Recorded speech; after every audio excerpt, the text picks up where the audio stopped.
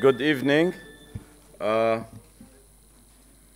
We are at the delicious part of this workshop. And I really have the pleasure to introduce our keynote for this evening, Professor J. Bernstein. Jay is University Distinguished Professor at the New School. And for those who didn't study in the US, university professor is not professor at the university. He is, among other things, but he's not only this. I agree that probably some universities have, at Columbia, when I was at Columbia, there are about 10. At Harvard, there were, at all of Harvard, there was about 12. In the New School, there are 2. It's the highest degree that you can get as a professor at the university. Jay works on continental philosophy, Kant, Hegel, and Adorno, and Frankfurt School, and he's an authority on Adorno. And he publishes in a wide range of fields, politics, moral philosophy, and mainly, and most importantly, on aesthetics. And in his recent book, we find Torture and Dignity Against Voluptuous Bodies, and his book on Adorno, Disenchantment and Ethics. And this evening, he will give us a talk on progress and human rights. The talk would be about 1 hour, and I hope we will have plenty of time to discuss his ideas with us. So please, Professor Bernstein. Well, thank you for this kind invitation. It is a pleasure to be here. I will begin by saying that I could not have conceived of writing this paper 2 years ago. I would not have written it. And the paper I have written, I even could not have imagined 6 months ago, which is to say that the world has changed.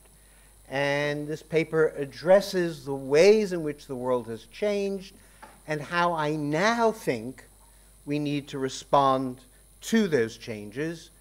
And at the very end, I will say something about our present location. Regression happens. Authoritarian nationalism is once more part of the acceptable lingua franca of the North Atlantic civilization, with its brutal lining of racist tribalism, in which every differently pigmented, differently speaking, and differently believing other is placed outside the national borders, no matter where they are geographically located. They are all X'd out of the national community, X'd out from political communication. Authoritarian nationalism is the now dominant rage against otherness, the belligerent celebration of intolerance. Trump is the figurehead of this new self-righteous racist authoritarianism, with Marine Le Pen of France, Nigel Farage and Theresa May of the UK, Geert Wilders of the Netherlands, Beppe Grillo's Five-Star Movement in Italy, Viktor Orban in Hungary, and the ruling Law and Justice Party in Poland in deep agreement, all sounding the warning against Muslim migrants, especially our poison to the ethnic purity and solidarity of the white Christian West. Erdogan's racist authoritarianism differs only in choosing a different other, the Kurds, to persecute before turning the repressive apparatus of the state against his own people. Apparently, and this is disturbing, between a quarter and a third of Western youth between ages of 18 and 35 now find authoritarianism ideas unacceptable. they no longer find living in democracy essential. The new authoritarian nationalism is premised on an explicit repudiation of globalization and cosmopolitanism, and an implicit dismissal of human rights as the normative, legitimating framework for the globalizing economy. The right-wing critique of human rights has been one the left has constantly voiced as well. Human rights are the moralized anti-politics of liberal imperialism. Their defense of individual political rights are a denial of the collective rights of oppressed peoples, their insistence on the rule of law, both a platform for capitalist expansion and a denial of the necessity and even the legitimacy of the economic rights of the destitute. These criticisms flatter the human rights project, given how generally politically ineffective human rights practically have been. That apart, these criticisms, however one-sided, I believe need to be accepted as a central, if not the sole, practical actuality of human rights movement for the present. And yet, if other-hating nationalist authoritarianism is the most pernicious and politically dangerous threat to the present, and if nationalist authoritarianism must be represented as some kind of civilizational regression, then if political progress against it is going to be possible, what is demanded now is a left reconstruction and appropriation of human rights. For only the actually existing practice of human rights provides the non-ideal, anti-utopian, universalist resources for critique and non-status platform for political mobilization. In our present, June 2017, the very idea of progress and the defense of human rights converge. That's what I'm going to argue. And the paper has three parts: first progress, then human rights, then human dignity. Part one, progress. Let me begin, however briefly, with the problem of progress. In a dialectically complex passage, which we heard earlier today, at the conclusion of his essay, Progress, Adorno states, progress is not a conclusive category. It wants to cut short the triumph of radical evil, not triumph as such itself. A situation is conceivable in which the category would lose its meaning, and yet which is not the same situation of universal regression that allies itself with progress today. In this case, progress would transform itself into the resistance to the perpetual danger of relapse. Progress is this resistance at all stages, not the surrender to their steady ascent. Typical Adorno, almost incomprehensible. What Adorno means to be retrieving here is the concept of progress from its entanglement with the advances of instrumental reason that have congealed into what I call the liberal capitalist technological ensemble that has claimed the mantle of universal progress as its own. Hence the emergence of Western theoretical and practical reason, Enlightenment rationality as the defining notion of progress as such. It is this progress as such, the very idea of universal history, that would make progress a conclusive category. Now, to imagine this entanglement between Western rationality and progress severed is to conceive of progress as a mobile, context-bound category of resistance against regression, the perpetual danger of relapse. Resistance, of course, is just critique, as far as Adorno is concerned. The form of critique the category of progress installs depends on resistance to regression. In order for the severance from ideal progress to be accomplished, regression cannot mean the relapse from an individual into an earlier phase of her development or a decline in general level. In the context of his critique of fetishism in music and a regression in listening, Adorno states the new listener is childish.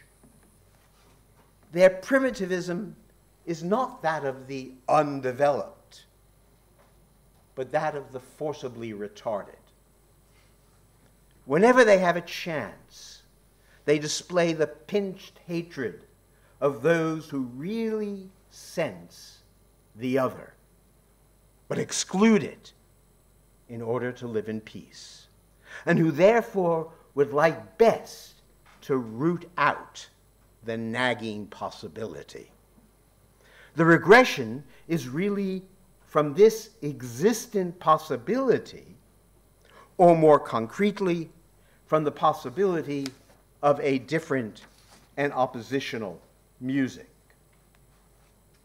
Although written early in his career, 1938, the basics of Adorno's thought are here. The self-congratulatory ethos of modernity turns on excluding the other, on denying difference, on denying dissonance from the peaceable harmonies of homogeneity, identity thinking in all its forms. No translation is necessary from a later sentence. Regressive listening is always ready to degenerate into rage against the other. Regression is thus rage against the other from an existent possibility in which different and oppositional discourse that might invite the other in, from the possibility opened up by a discourse pitched in the direction of, let's call it, reconciliation. A left reconstructed human rights are, I want to argue, the political equivalent of the possibility of a different and oppositional music, a political new music, as it were. Although Adorno's emphasis on the contrast between the difference and other denying discourse of enlightenment reason and the language of reconciliation has often sounded reductionist, its aptness for our political present is, I think, striking. In the Progress essay, Adorno is seeking to demonstrate that the significant notion of progress must include ethical political progress if human living is not to be cast aside as irrelevant in the triumphal march forward of instrumental reason, from slingshot to megaton bomb, is his phrase. Adorno proposes that what is required is some new emphatic idea of humanity, where the presupposition is that humanity does not yet exist. Rather, Adorno states, progress would be the very establishment of humanity in the first place, whose prospect opens up in the face of its extinction.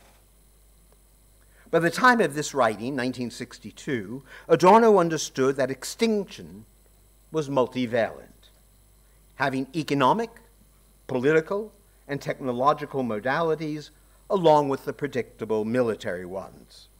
This was, of course, the moment of the nuclear arms race. The category of progress becomes necessary at the moment that the catastrophe of the extinction of humanity becomes actual and visible. Hence, while Adorno insists that the idea of progress emerges from historically divergent and discontinuous moments of transformation, from a hunting and gathering horde to agriculture, from slavery to the formal freedom of subjects, from the fear of demons to reason, from deprivation to provisions against epidemics and famine, it is only in the face of extinction, he argues, that the idea of reconciliation with the other as the actualization of an emphatic idea of humanity must be installed as the principle and goal of progress. My assumption is simply that at the present, the only available, possible, practical discourse that takes reconciliation with the other as its founding principle of humanity would be a reconstructive politics of human rights. Without human rights, it is not clear to me how progress is possible, how a sustained political critique of regression, hatred of the other, is possible. I shall say more about reconciliation below. For present purposes, let me simply note that I take to be one fundamental methodological principle of ethical modernity that follows directly from Adorno's attachment of progress to empirical transformations of social existence, something I call the principle of normative ambivalence. You're most familiar with it from the "there is no document of civilization," which is not at the same time a document of barbarism, from Walter Benjamin. But the principle itself actually derives from Hegel, and it has a generalized Hegelian form. So the principle of normative ambivalence states this, and I apologize to any Kantians in the room. You will hate every word of this, but I only want to say you are just wrong. Concrete forms of intelligibility are precarious, since they are based on commitments whose currency depends on the bindingness, sorry for the typo, within a given shape of spirit, a given shape of community. They are also ambivalent, given that they accommodate opposite meanings and valences, even when enjoying normative authority. The thought here is, because no ethical values or norms are pure or ideal, each carries within itself the possibility of reversal, of becoming the opposite of itself, or less exhaustively, of becoming the site of disvalue, or of disvalue turning into its opposite. So peace is the good of law, but peace can be the peace of domination, the peace of the living dead. Freedom can quash equality, and brutal equalization can eviscerate human freedom. Love can be exclusive and worldless, a bond deserving to be severed. Compassion can turn into self-righteousness, and conversely, agonism can produce solidarity.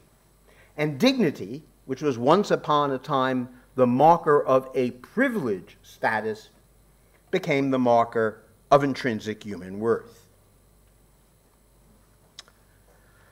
While some idea of semantic indeterminacy is at stake here, I think the primary underlying mechanism generating indeterminacy is probably the thesis that no value or norm is self-sufficient, that each requires the complement of existing and probably even non-existing others in order to succeed. But even this might not be sufficient. Equally significant is how empirical ethical deformation infects our norms, and they become implicated in that deformation. Think of this as a generalization of Adorno's principle: there is no right life in the wrong one, which is itself, most of you know, a generalization of Benjamin's thought of the guilt context of the living. That is, in a whole world like ours, nobody is innocent. So much with Kantianism. Part 2, human rights. Clearly, I require the principle of normative ambivalence, since I've already conceded that the dominant and effective practice of human rights has been their construal as the self-conscious universalization of liberal rights, natural rights, for the post-war world of liberal capitalism. And certainly without the great tradition of natural rights, human rights would not have come to be. The question is, can ideal, transcendent individual rights be reconstructed in a wholly immanent and socialist way? In accordance with Costas Douzinas, what he calls the French model, a left reconstruction sees human rights as a form of politics committed to a moral sense of history and a proactive belief that collective action can overthrow domination, oppression, and suffering. Roughly, human rights are here considered not as performing a universalization of liberal rights, but as the antithesis. Human rights designate collective responsibility for the dignity of each individual as citizen, and so member of political society, against the systematic, structural depredations of civil and political society.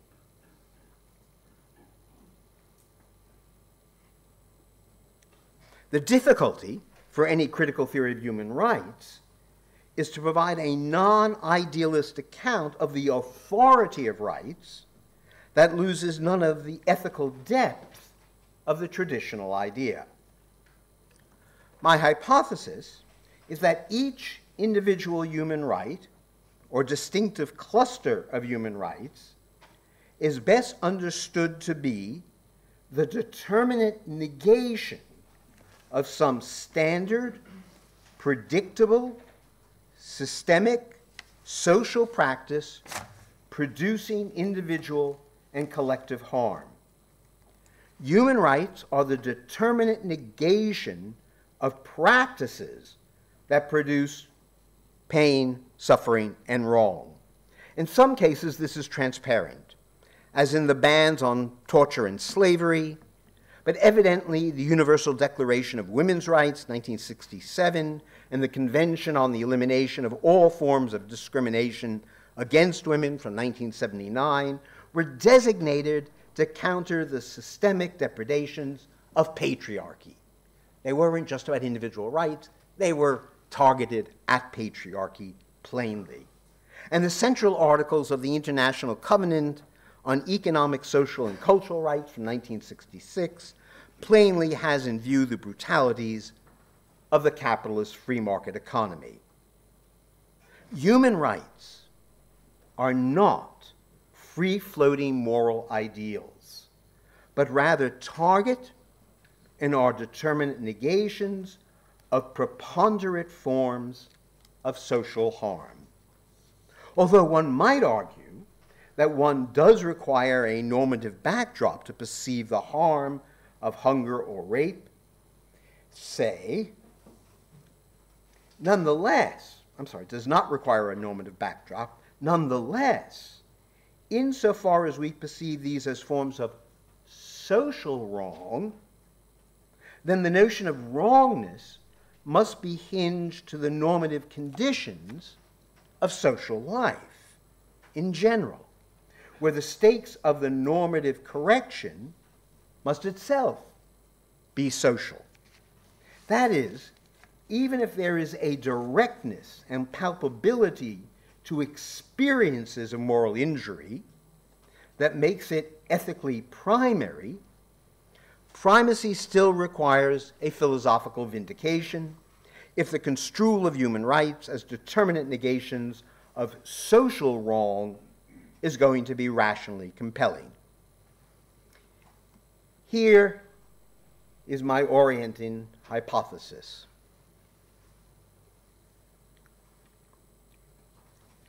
Systematic practices of social wrong give rise to a counterposed human right if, first, the wrong is such as to deny the victim full and active participation in the ordinary life of a society.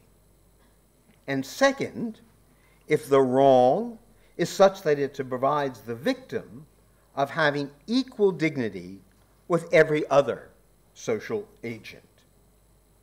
While semantically utterly distinct, I take the full and active participation requirement and the equal dignity requirement to converge in a manner generating what I want to call an extensional equivalence, sorry, that's philosopher's talk, means they cover all the same cases, between the two propositions.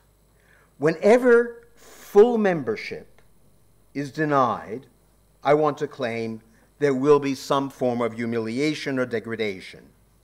And whenever equal dignity is undermined, there will be some exclusion from full and active participation in the life of society. Full social membership and human dignity normatively coincide while remaining conceptually distinct. Notice, human rights are geared to prevalent forms of social wrong on the one hand, and provide for the minimum necessary conditions for full social participation on the other.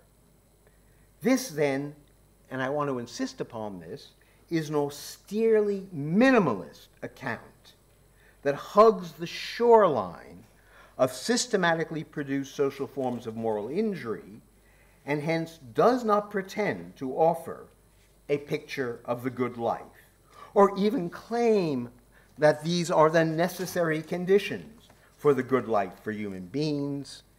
I have no idea what the good life for human beings is, and I do not believe anyone else does either. This is not a theory of justice.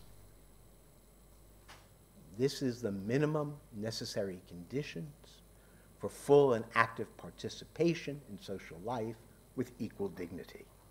It is a negative ethics posed against the wrong life of contemporary society.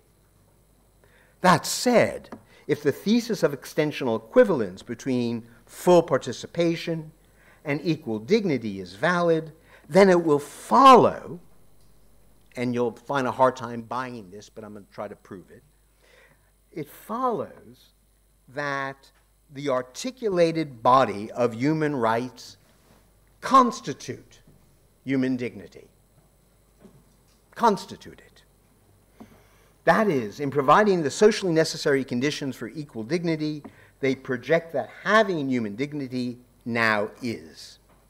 If human dignity is shorthand for the intrinsic worth of the human, then the body of human rights would provide an austere, legal, political idea of humanity.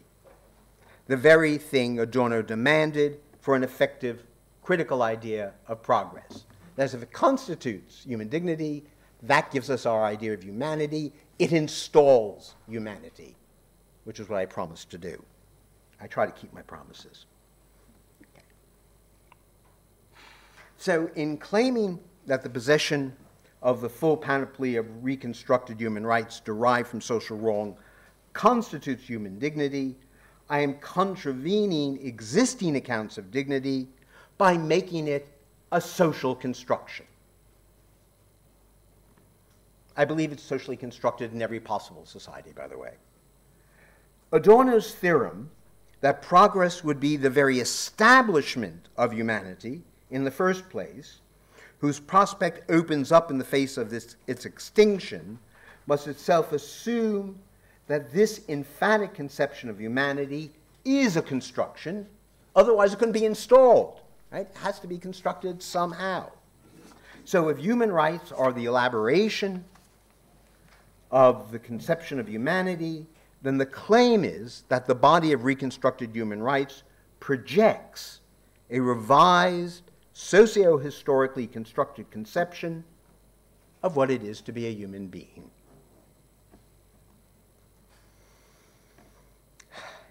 Étienne Balibar, whose concept of human rights I am mangling, states that the underlying idea here in these terms: we must say that, strictly speaking, human beings are their rights, or exist through them. The citizen is the non-subject who comes after the subject and whose constitution and recognition put an end to the subjection of the subject. That means you and me right now. That's who needs to be replaced. The citizen, who is set to displace the subject in the great pantheon of ideas of the human, is patently constituted through the possession of rights and duties. That's what citizens are. Rights and duties capable of sustaining an idea of intrinsic social worth of the human dignity, would be human rights. Hence, human rights would come to spell out the fundamental normative conception of being human, the value of the human, an emphatic idea of humanity. Call this the rights character of the human. So my immodest suggestion here is we have to become different beings, minimally, if we're going to engage with our present. Part 3, on the rights character of the human, equal dignity.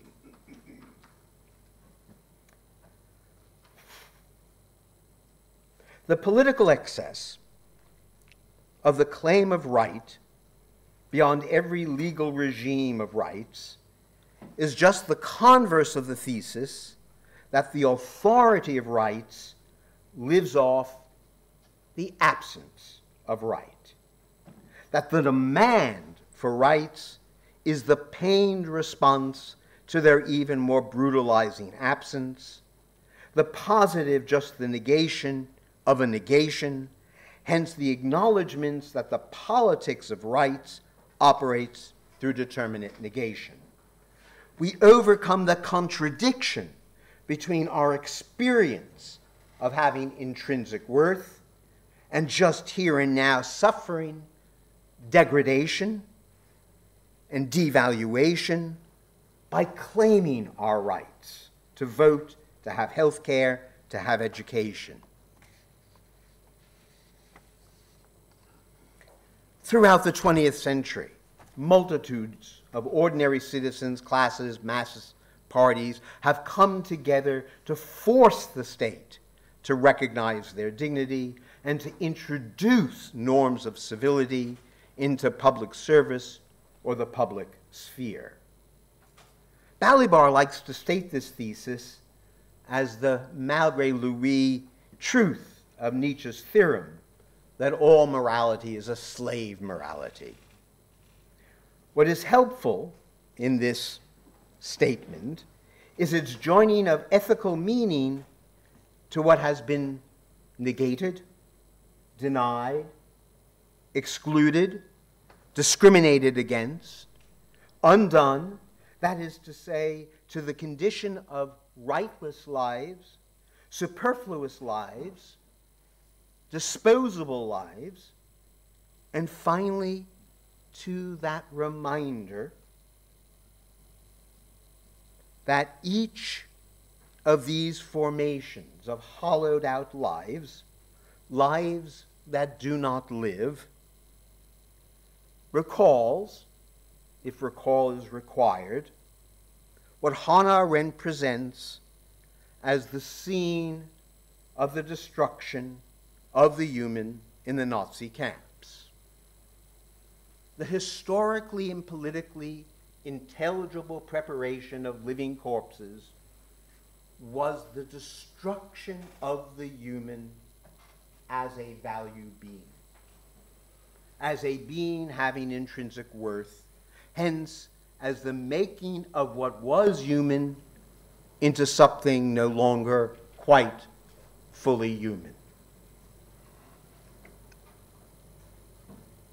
What the Nazis sought and what the Nazis succeeded to demonstrate is that the human status can be undone. I find it hard not to believe that something of this demonstration was not part of the inaugurating impulse behind the original 1948 Universal Declaration of Human Rights. They knew that the problem of race and status had become essential. Nonetheless, if the human can be destroyed, then something of value, either intrinsically or conditionally, has been destroyed. Although without emphasis, even Balibar quietly accepts the idea that when a human is directly excluded from human community, no matter how, they suffer a wrong or a moral injury, the most natural way to now express the thought is to say they have suffered a violation to their dignity. It's our way of talking now. Minimally, this thought assumes, first, if the idea of dignity is the placeholder for the idea of the intrinsic worth of individuals, then when a human is destroyed, then it is their dignity that is destroyed. That when a human is excluded, discriminated against, or dominated by another, there occurs a violation of their dignity. When we perceive another treated with disrespect, we experience their intrinsic worth as a human being violated, their dignity being violated, and hence, at the same time, the worth of the human as such depredated. The destruction or violation of dignity is the ethically charged negative moment that is directly capable of being experienced. At the discursive level, this is equivalent to the thesis that has been repeated again and again in the course of moral history, that there are no moral grounds justifying a given range of discriminatory treatment. To date, all radical acts of discrimination have gestured toward an empirical difference, sexual, racial, ethnic, linguistic, religious, that through political struggle has been shown to be groundless for the purpose of marking a moral difference among persons. Second, since the human is destructible, then we know that dignity is nothing metaphysical, nothing natural, and nothing given. We bestow dignity on one another by bestowing equal rights on one another. Hence, the possession of equal rights is constitutive of human dignity, and that having equal rights is the necessary condition for the possibility of achieving or sustaining dignity in the modern world. If the possession of dignity expresses intrinsic value of the human, and the possession of equal rights constitutes the possibility of achieving dignity, then the possession of equal rights is the constitutive condition for being human. This is what it means to speak of an anthropological revolution. which is what Balibar calls for, in which the rights character of the human comes to define the moral meaning of being human.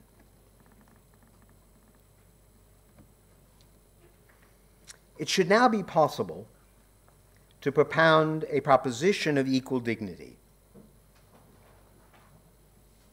Whenever there is a violation of inherent dignity of the individual, that is, whenever a human is treated as a mere means, as an animal, or as a lesser thing or lesser human, or, secondly, excluded from the encompassing community.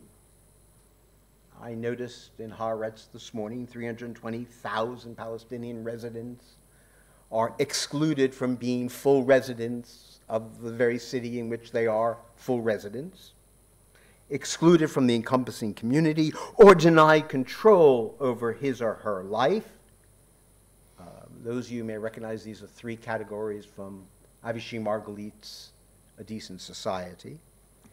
When you're deprived of any one of those three things, there will also be a failure of interpersonal or comparative dignity, a failure to affirm you are of equal worth. So direct harm will also show unequal worth, and conversely, that whenever there is an account of unequal worth, some version of a harm to intrinsic value takes place.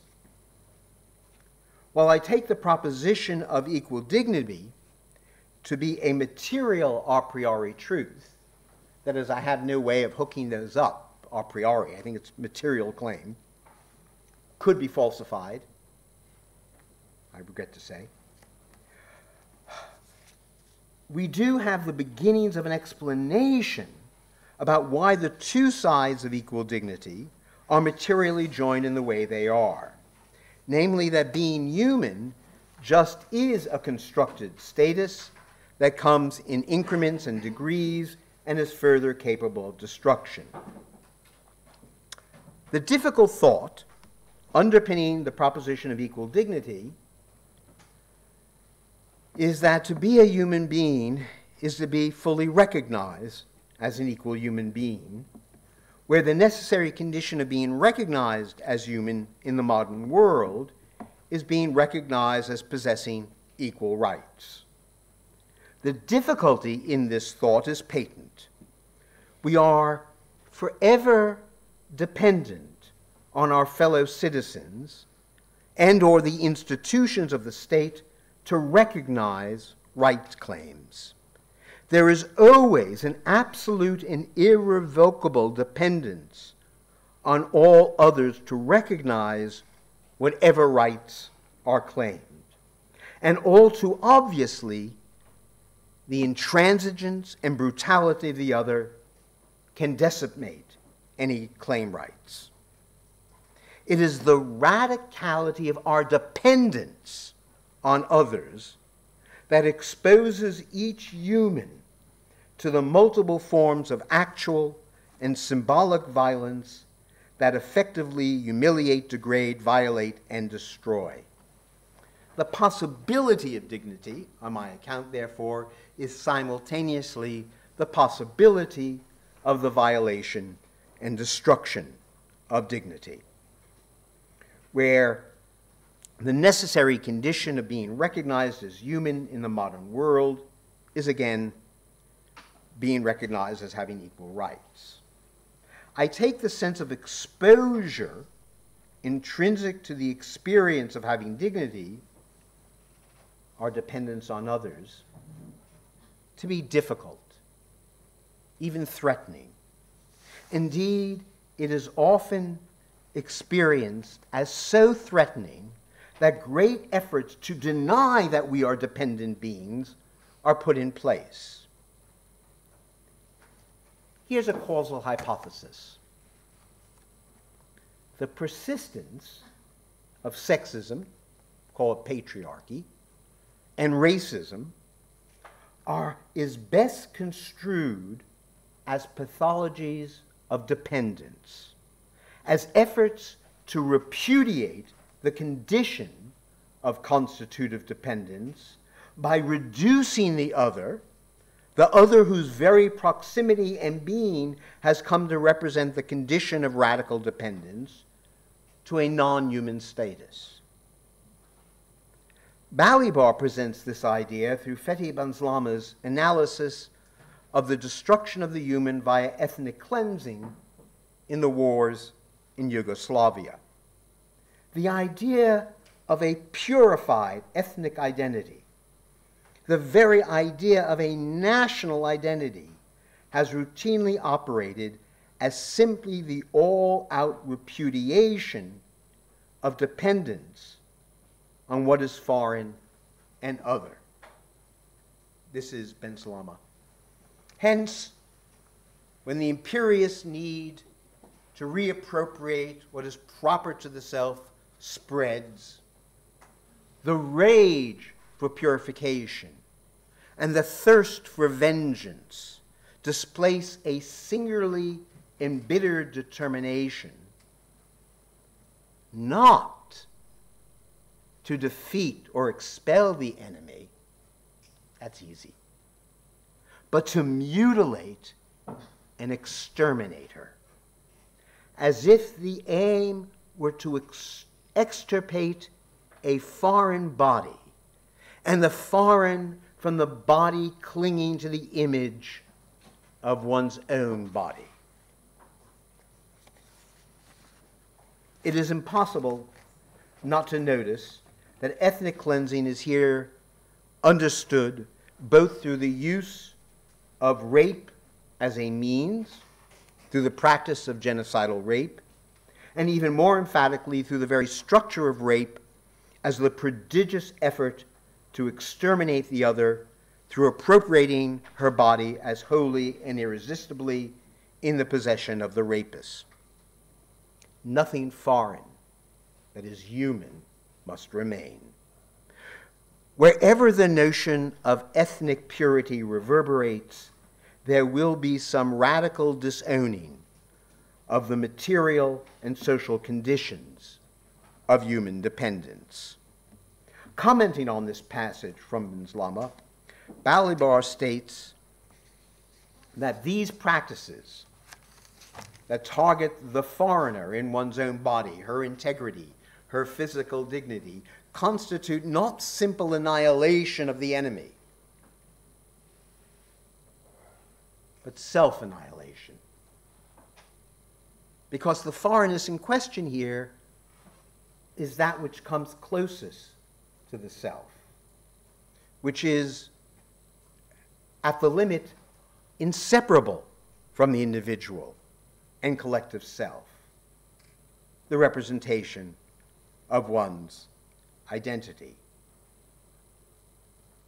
The claim that violent efforts of exterminating the other in fact perpetuate terrible acts of self-annihilation itself depends on some version of the idea that the human is constituted essentially through relations among humans.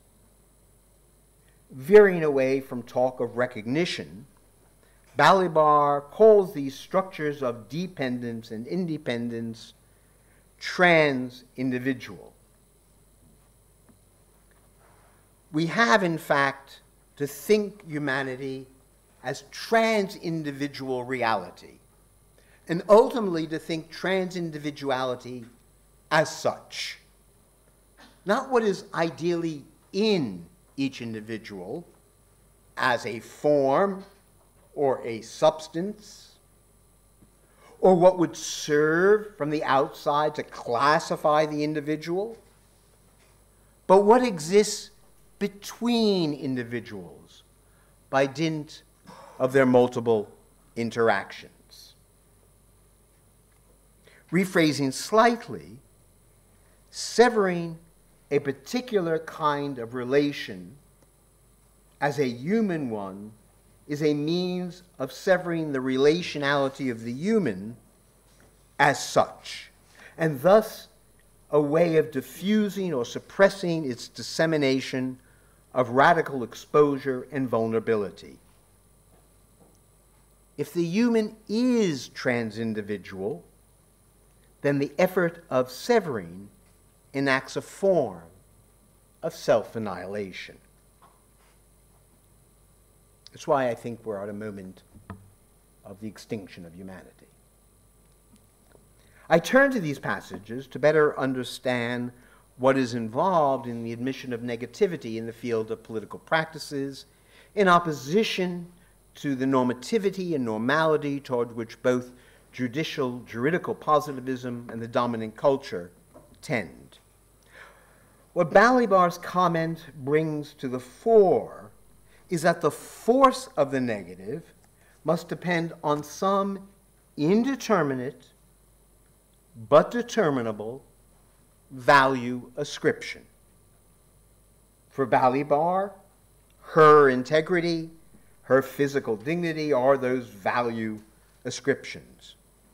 Relationality in the human is about the meaning of the human, its existing, and here's my claim, as a status-conferring set of forms of practice and interaction. The human is a status and an institution that is held in place by practices of conferring status on our fellows. Hence, the notion of physical dignity, by which I understand Balibar to mean some notion of actively achieved bodily integrity, some determinate ways in which an individual can determine her body as hers in relation to all others, in her physical interactions with them, is not itself a priori determinate. Our bodies touch and press and intrude and bump and get entangled in all sorts of ways all the time with significantly different meanings, registers and significations in every different culture.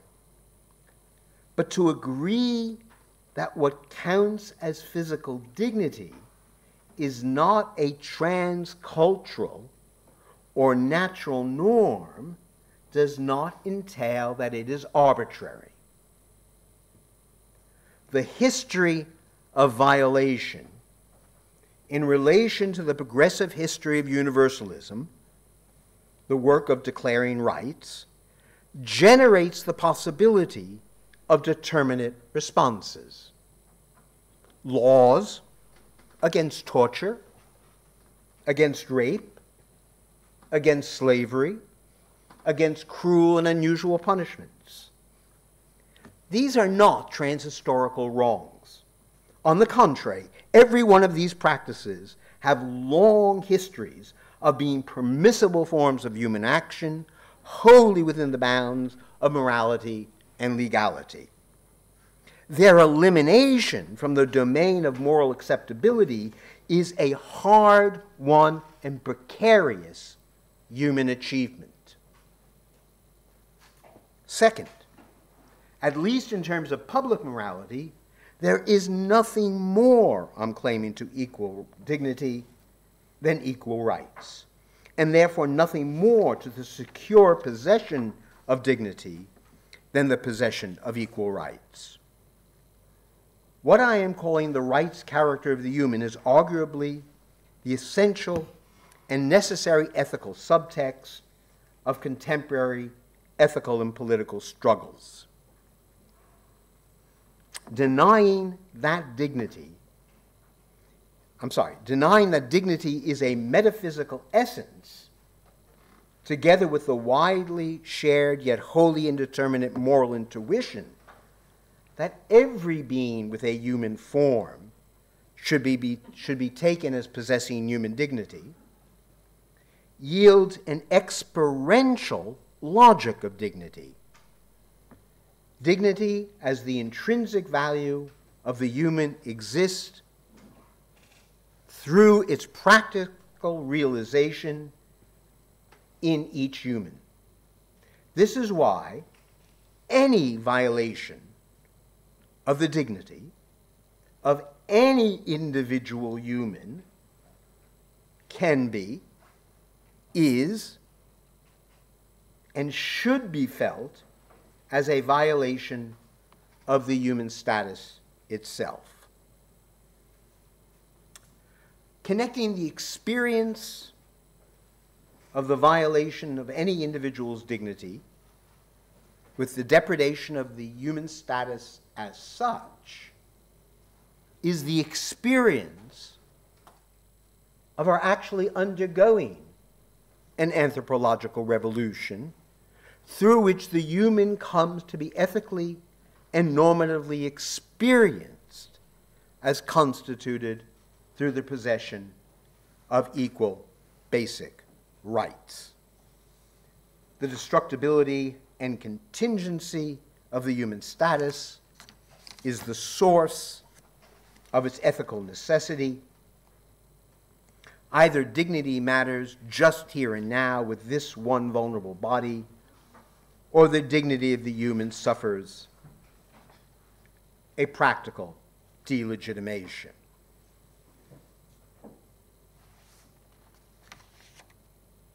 My conclusion.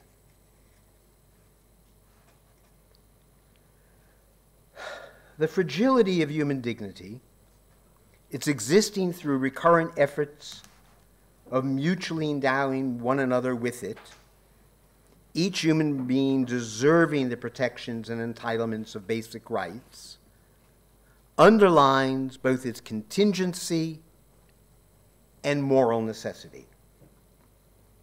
Again, we experience that necessity through the experience of its violations. Violations of dignity that manifest the absence of fundamental rights.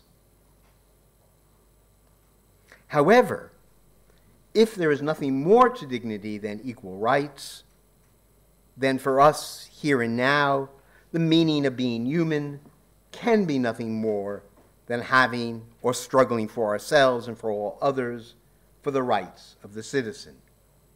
The human subject is concretely to meet the essence of its humanity only within a civic or political horizon, in the broad sense of the term, that of universal citizenship.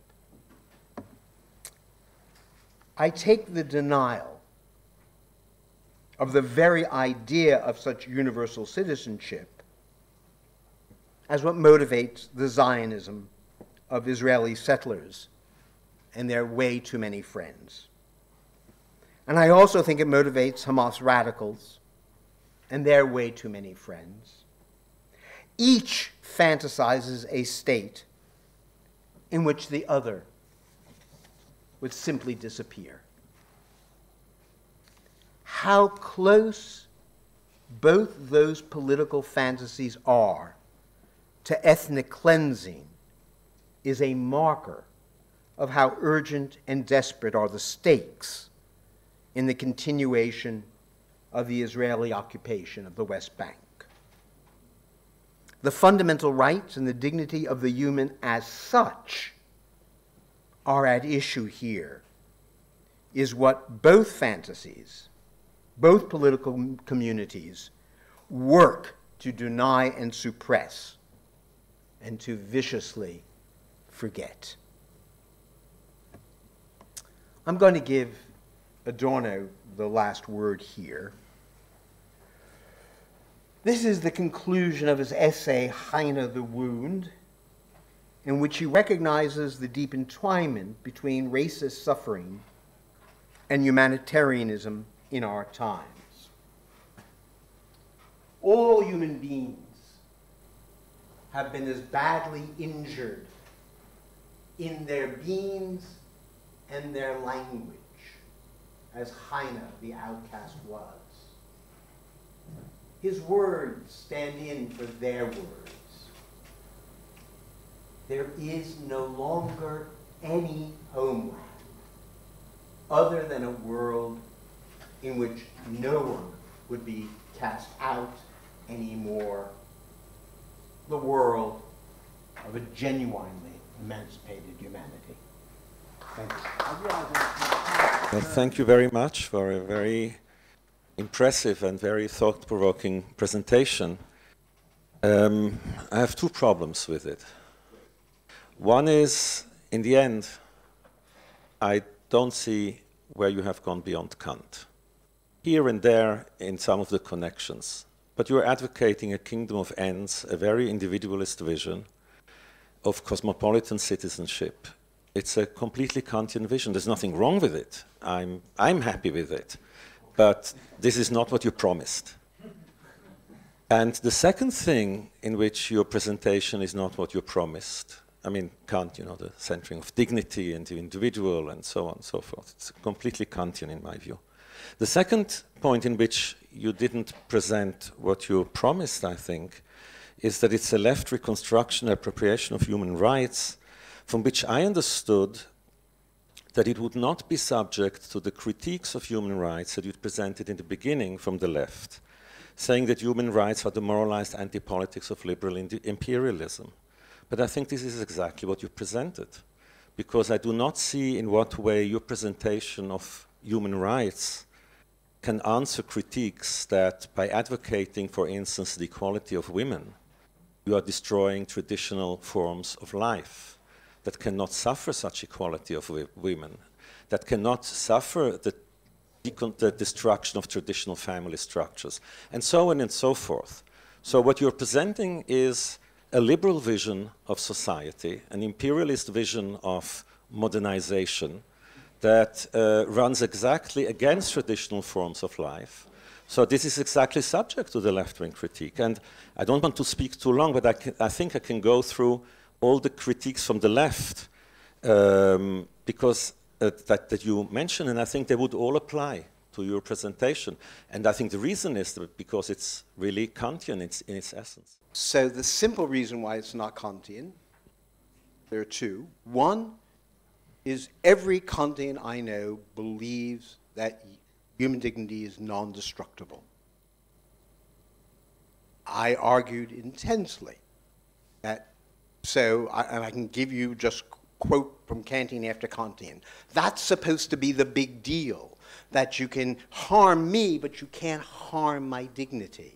My dignity remains, and it's because my dignity remains that I'm supposed to treat you well, right? Because I have this dignity, right? Now, Kant gets into trouble because he sometimes identifies the notion of dignity with moral capacity, that is, the capacity for moral reflection, right? And then he has the problem that children and old people and all sorts of people are not really, you know, don't have dignity. My account begins with the human form.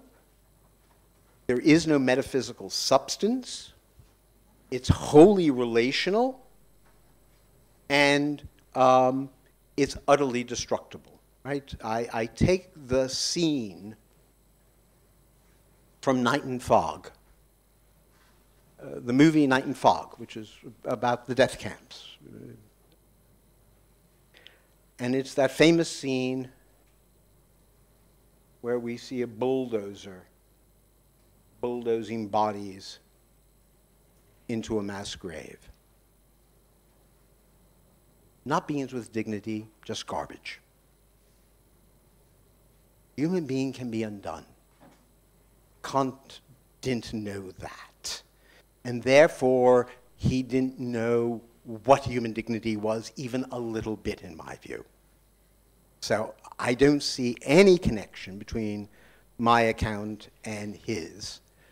Mine is a wholly constructed account that is status-based, not metaphysically based. The second issue is that in taking human rights to be the determinate negation of social wrongs, right? I am putting the issue of rights at the source of claiming them. So you only have a right if you claim a right. And of course, no one can give you a right. No one can hand you a right. No, rights are things that are claimed and then recognized. So they're not imposed. They're not part of a project. They are part of a political project of collective claiming. So I don't see how, by targeting predictable, systemic, structural forms of social wrong, that individuals claim, that is the very shape of the right, is the claim that people make in response to it, right? That these are in any way individualist. Right? So let me give a concrete account. Because I've said we're collectively responsible, right? And let's think of, I'm a deep, although he's more of an individualist than I am, I'm very fond of Henry Shew's Basic Rights. Very fond of the thought that no one should starve to death. And Elizabeth Ashford, in a really series of wonderful articles, has asked the question about what she calls survival exchange contracts. Survival exchange contracts are actually what a lot of people do. Namely, they agree to do something that is submoral, say work in a sweatshop factory, in order to survive. Now, the analysis of this is that so the liberal, the conservative says, hey, you're free not to, right? If you claim that it's systematic, structural, and predictable harms, then it's the situation that forces her to accept a survival exchange contract. And we can't blame her employer, because if he paid her more, he'd go out of business. Therefore, we have a collective responsibility to deal with her suffering. I understand that the notion, so my claim is any right that cannot be reconstructed as part of a systemic, structural, and predictable form of harm that can only be solved through collective responsibility. So I don't see the individualism. I don't see any connection to Kant.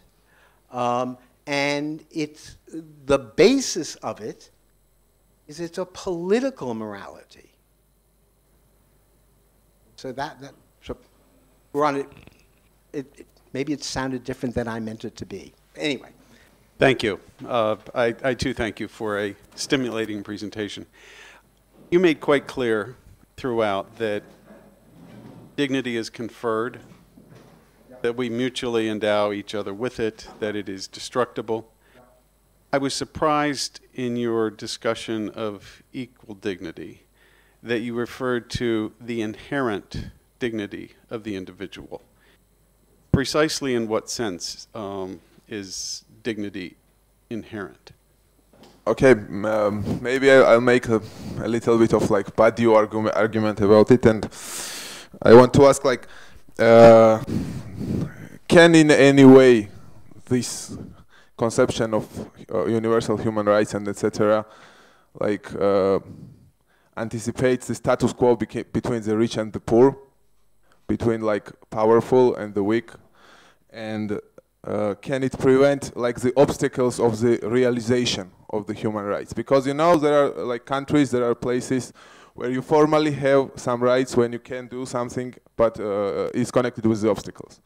And secondly, the question is like, it's also a problem of political alliances. I mean, if we see the world like divided like this, between the ones who recognize this human rights and etc., and between the ones who do not, we get the world which is divided like in two alliances, yeah? Like the ones who recognize it are in one alliance against the ones who don't recognize it, yeah?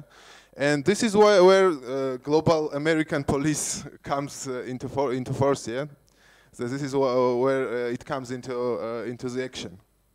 And maybe that's why I agree that somehow it's really, really very, very hard to clean this human right concept of its imperialist and this global policing roots. Okay, so you said that patriarchy is a construction of non-human dependence.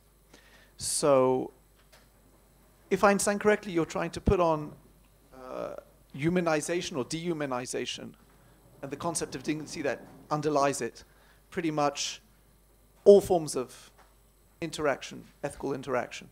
And then you just create a binary relationship on everything. And then it seems to me that if everything goes under one concept, the serious job is going to be fleshing out the stages along the spectrum, because you've got just too much, all the world of ethics, just too many different grades along the spectrum to deal with. So it just seems to me, if I understand correctly, that you either build an ethical system on a variety of concepts, and that not everything stands under dignity and humanization, dehumanization, binary, or you have to do the fleshing out. Yeah, so my question is, didn't Balibar and consequently what we have here stop short? There's still an inherent problem with the very notion of right, because it undermines the emphasis on codependence, or what was Balibar's term, the trans-individual notion, because rights claims appear to be, at least in the model we received here, to be claims of an individual vis-a-vis some tribunal. Could it be that we're jumping to the solution but not understanding the process of instituting a new right? Wouldn't be a process of just adding a new item to a menu. It would require a transformation of social structures of dependence. So the example of even a right to education is something you can argue for. So it's one thing to say, I have a right to education, why don't my kids get the same education as the neighbor, versus the institution of the right to education is the duty of the state to build education. The right to health is, let's establish a national health system. The concern would be that the right stock in the Balibarian model just jumps to the sort of end point of let's enrich the picture of a rights-bearing citizen, but then we're skipping the whole transformative moment in which the claim for institution of a new right doesn't look like a let's add another item, and that's the difficult work of. Likewise, the negative story isn't about some people are excluded, but there is a form of, I see our form of social relatedness as one in which unless I destroy you in some way or another, I cannot be who I want to be. So it's not just denial, it's somehow that denial has to be constitutive of who I am and so on and so forth. Okay.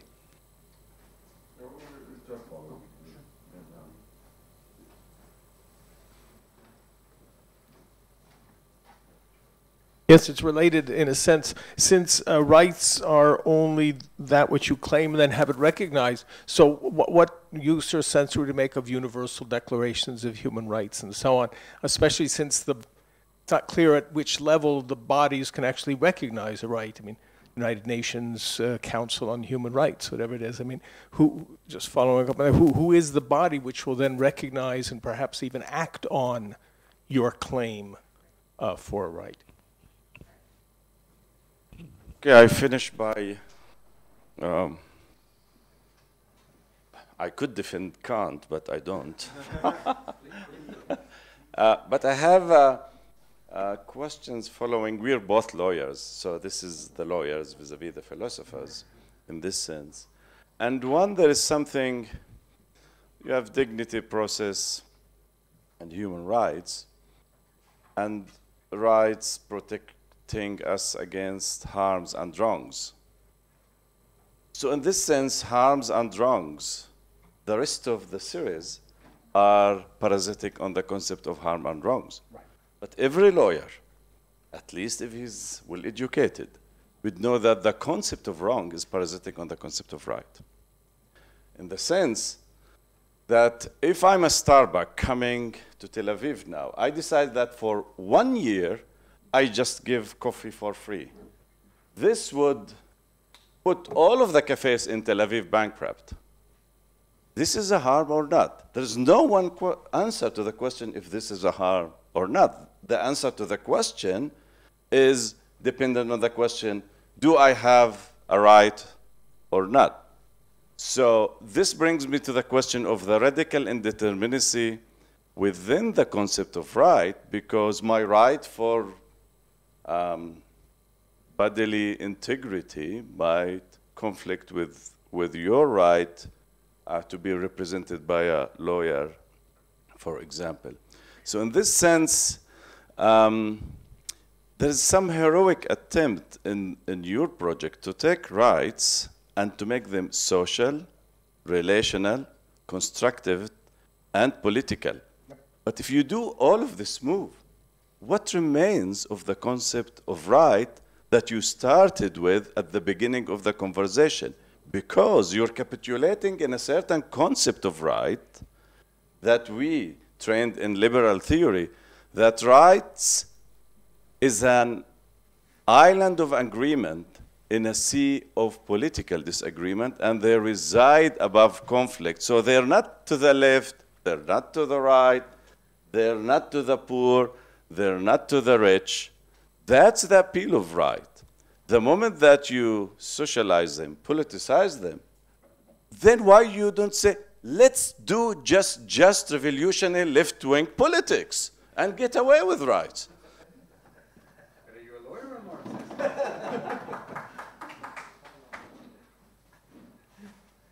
I started So, as a Marxist. so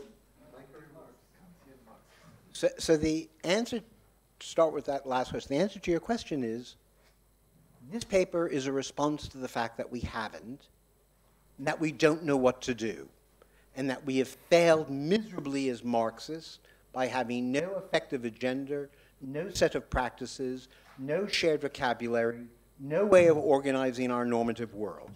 So I begin with the fact that what you say has failed. That's my premise. That's why I said I would not have written this 2 years ago, right? I'm taking it that our question is, what is the political resources for the left at the present? And therefore, I'll say more when we get there. So let me begin with the inherent right. So let me begin with the absolute clear fact of the matter. There is no fundamental equality amongst human beings. There just isn't. If we think human beings are of equal worth, that's a massive, collective, historical decision. And we buy into that decision on my claim because of what I claim to be the extensional equivalence between the two theories of material a priori, namely every inherent de-harming of an individual generates an inequality, and every form of inequality generates a form of depredation, point one. Point two, no argument so far has succeeded in showing the moral difference between human beings. But I take it, because I'm an anti-Kantian to the bone, that we believe that human equality is something we have decided upon and are working at achieving. If anything is true, history shows that history doesn't believe that thought. No society, in fact, believes it at present. There's no society whose laws are egalitarian. Every society has unequal laws in accordance with race, religion, or sex, of vast and massive kinds. So no society exists at the present that is egalitarian. So I take it that if you think of equal dignity as a good, then it's a political good as part of a political project, and I was trying to provide the minimum argumentative struts to make it intelligible, right? So I'm a bit stronger than Rancière, right? Rancière just won't argue about equality. He thinks arguments are terrible. But I do agree with him that the idea of human equality is a human invention. It may be our best invention, but if it happens, it will be a human invention.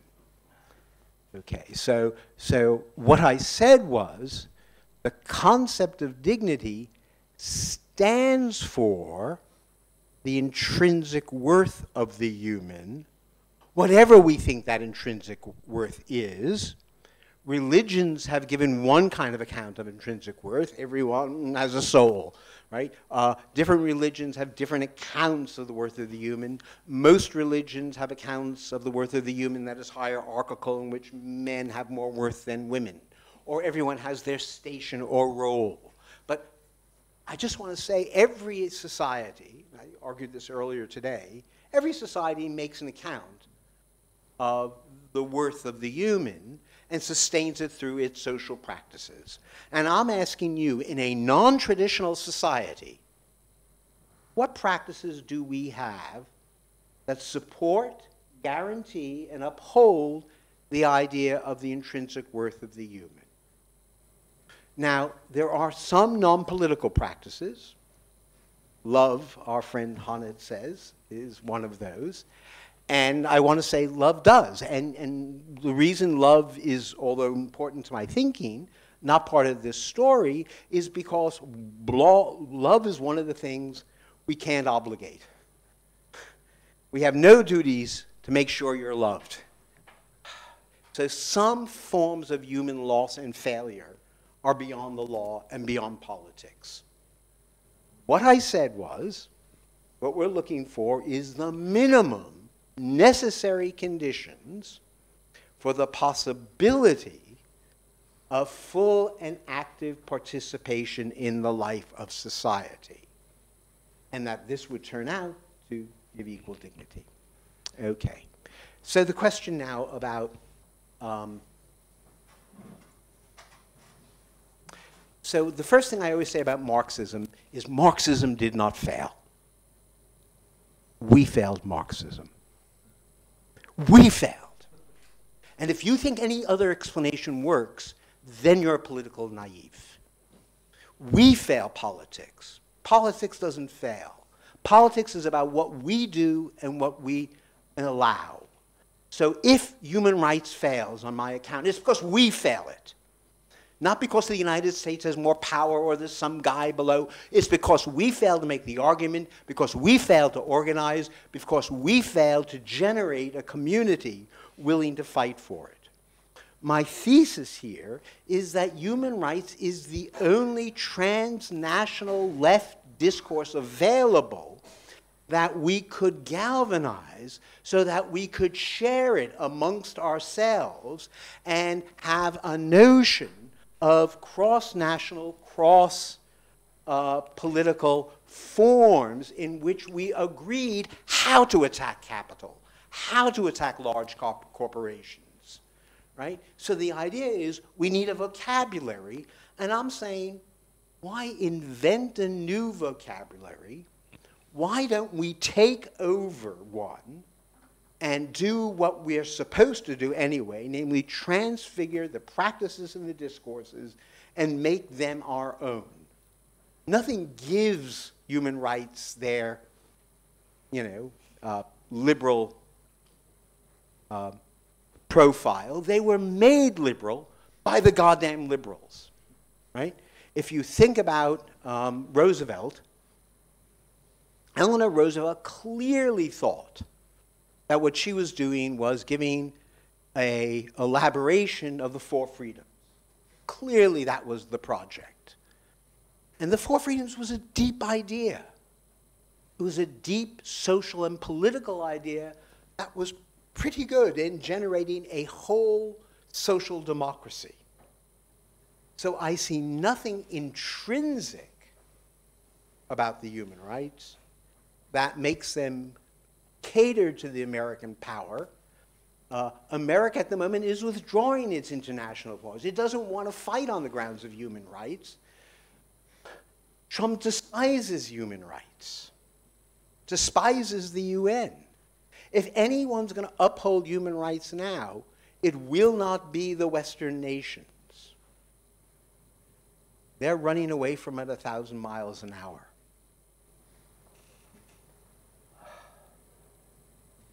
Okay. Of course, I've already conceded that minimum necessary conditions for full and active participation in the life of society is just what it says it is. Minimum necessary conditions. It's not the human good. I don't think a society can live without the human good. It's not an idea of justice. I don't think a good society can do without an idea of justice. What I am suggesting is a minimal vocabulary. So I've already given you. I said we need love. I think we need esteem. Why do I pick on rights? And here's where I'll go back to Raef. Behind this, I have an ethical thesis, which is the following. Namely, that trust is the ethical substance of everyday living. And my question is, what are the necessary conditions for the possibility of trust relationships between citizens? So my claim is, because trust is a form of recognition, right? The thing is, I trust you not to pull out, I know you're carrying that gun, and I know you would shoot me if I say the wrong thing, but hell, I trust you. It's not I don't trust the law. I have to trust each and every one of my fellow citizens who can come very close to me and not harm me. I think we develop law and rights so this is where I disagree with your conception of law. I think human rights spell out the intrinsic value of law. Think of the human rights when American pharmaceutical firms defend their intellectual property, and this can bring to thousands of people dying because they don't have medication. This is my right to life. That says this is my right to property. And there's no way to adjudicate between the right to property and the right to life. In this sense, the word right doesn't do... I think it's very easy to adjudicate it.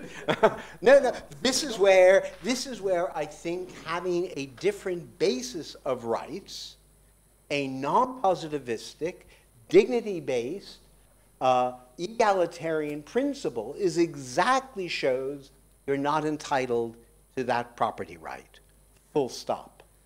Just like you're not entitled to private education, just like you're not entitled to private health care, right? Certain goods are not commodities. And it turns out if certain goods are necessary conditions for the possibility of collective survival, then they become part of our communal ownership. This is a radical anti-individualist proposal. It does transform what rights do and what they mean, because their function is different. Now, what is their function? Their function is exactly what Marx said the function of rights are in On the Jewish Question when he talked about political rights. He said political rights are rights to participation in political community. So you need and have only those rights, and he defended political rights and criticized individual rights. I'm defending the good Marx, you're defending the Marx, what Marx criticized. No, I think you become good lefty at the end, but you can't use right to do the job that you're expecting it to do. But you think they're non-transferable. Just in the last Nave's question, I thought that's what I was describing. Take the obvious case. Individualists will say about the right not to be harmed. Oh, that's just individual. It's much more direct than social rights. Because America, I don't know if most of you know, America has signed the Treaty on Political and Civil Rights, but has not signed the Convention on Social Rights, right? And it hasn't signed it because it's afraid it has to do something. So the usual story is social and economic rights put obligations on government while individual rights to not be harmed, individual rights not to be harmed require a police force, require law courts, require a whole jurisprudential system. They are as expensive and not more expensive than growing some corn and wheat to feed everyone. The idea that social rights are economic rights are somehow social and the other rights are individual and non-social is a nonsense, right? There is no a priori distinction between the social rights and the so-called individual rights. So to imagine a right, now I'm just saying the right not to be killed, is to imagine a social world with all its institutions, with all it requires, and those minimal rights. And I thought that's what we Marxists wanted to do, to imagine a world which protected the worth and value of individuals. I don't see, and I am willing, even if my argument is true, I'd withdraw it in a second if someone had a better practical proposal. As I said, I was driven to this not because I fell in love with rights. Anyone who knows the essay I wrote 30 years ago will know better than that. I've been driven to this because of where we are. Because authoritarian nationalism is the embrace of racism. And I do not see a discourse that's going to answer the dominant form of tribalism and racism now if it's not human rights. Yeah. I'm happy to, I can go on for a minute. 5 minutes. Very short question. So maybe we just... You should decide. Just 30-second questions. 30-second questions. Well, it's about this notion of universal citizenship. I don't really understand how, like, if you think about, for example, we are all citizens, most of us at least, but citizens of a particular nation.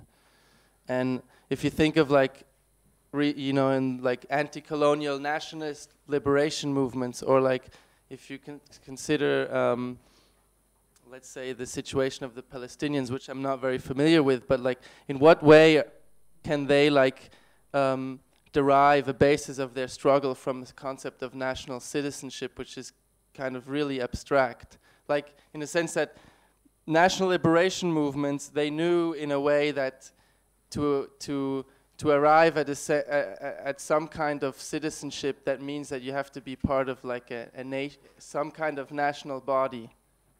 And this seems like oddly incompatible with your kind of cosmopolitan outlook.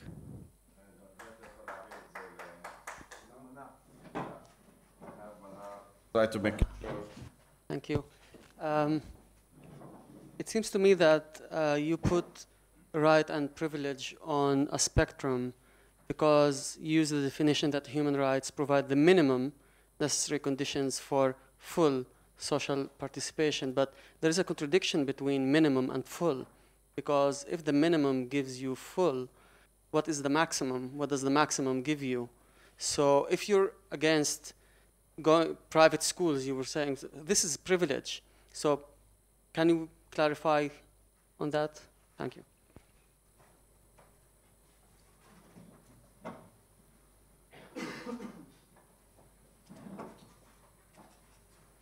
So the simple thought behind the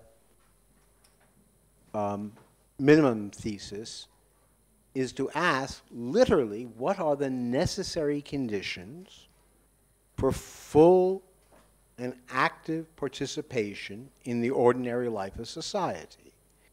And we actually do think we actually kind of have a pretty good answer to it, right? We know people need education, they need housing, they need food, they need insurance against disasters, they need opportunities for fulfilling work, they need a full body of political rights.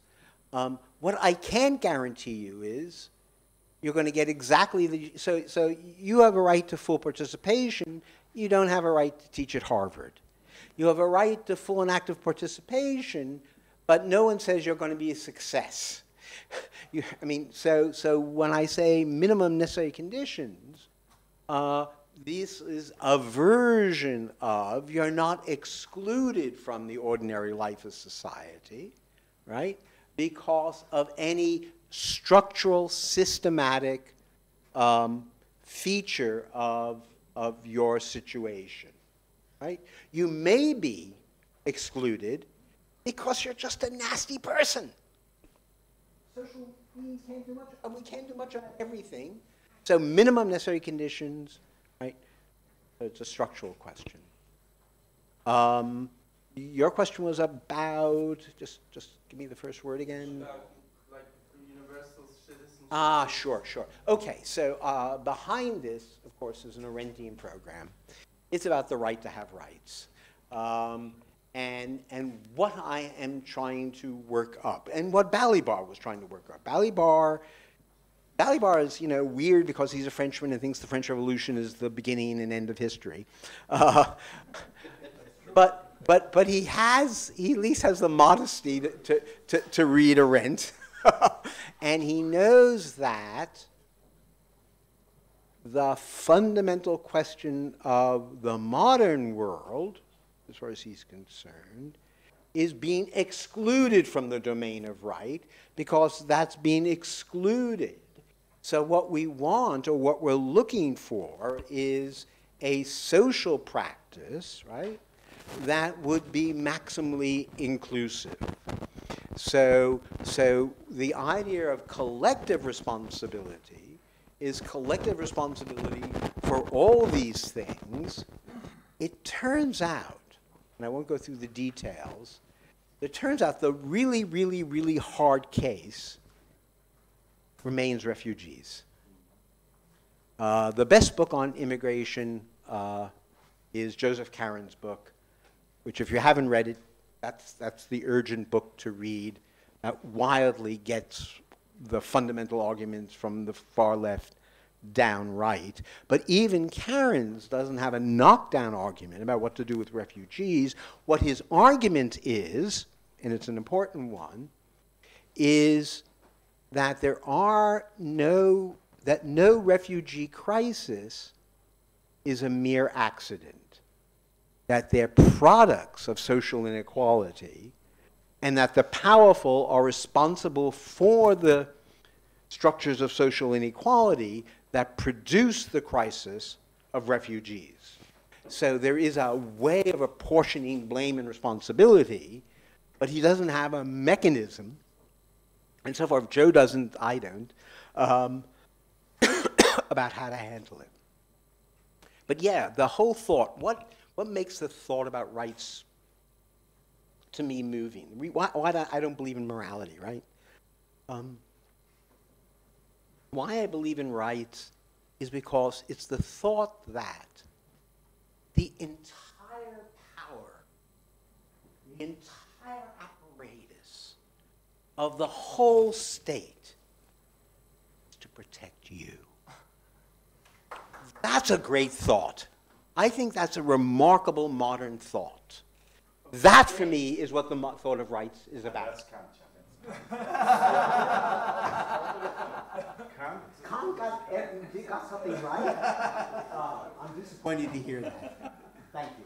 Thank you very much.